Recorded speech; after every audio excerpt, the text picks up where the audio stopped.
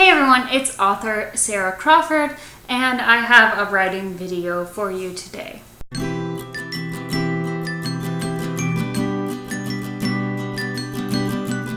So today I'm going to talk about how switching up your writing process can sometimes help you get unblocked.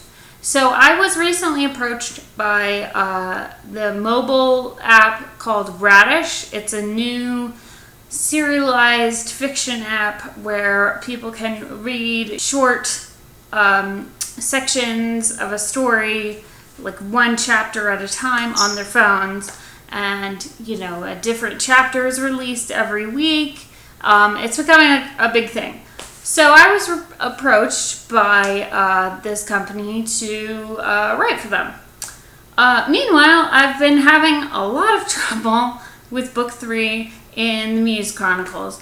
I think I'm putting too much pressure on myself, and I feel like it has to be a certain level. I'm very concerned with how I'm going to end the trilogy.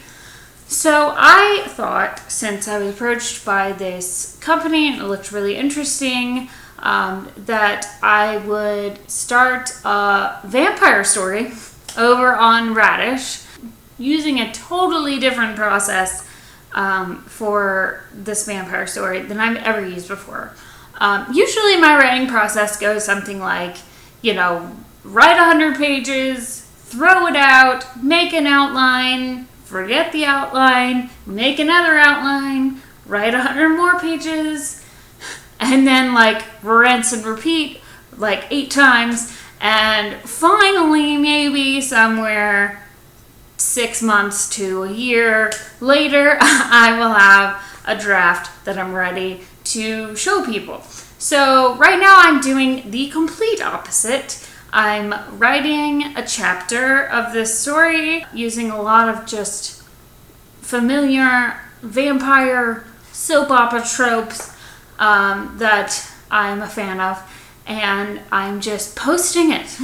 I'm making sure that it's the best that it can be. I have a couple other people, just kind of looking it over, and then I just post it up there, and I'm not really sure how it's gonna go, but I have the first 2 chapters up. Actually, by the time I put this video up, I will have the first 3 chapters up, and then I have new chapters going up every Monday, Wednesday, and Friday.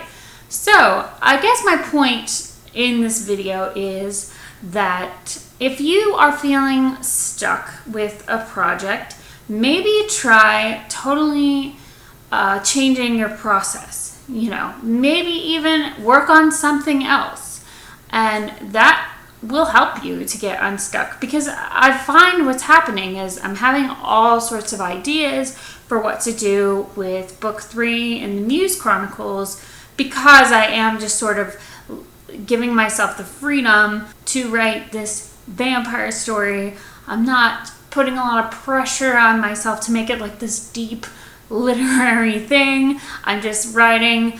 It's a lot of fun. I'm kind of borrowing from the Vampire Diaries. I'm borrowing from Rainbow Rowell's Fangirl. I'm borrowing from Anne Rice's The Vampire Chronicles. I'm borrowing from some Southern Gothic books that I've read, and just a lot of general YA paranormal romance, and just good old-fashioned soap opera tropes that are so much fun to write, and I'm having a lot of fun with it. So if you do want to check out Radish, I will leave a link to my story down below. You have to read it on the mobile app, so you can't read it on your computer, but that's kind of the whole thing with it. I think they're still looking for additional writers, so if they don't approach you, you have to go through this whole application process, but you should definitely do that.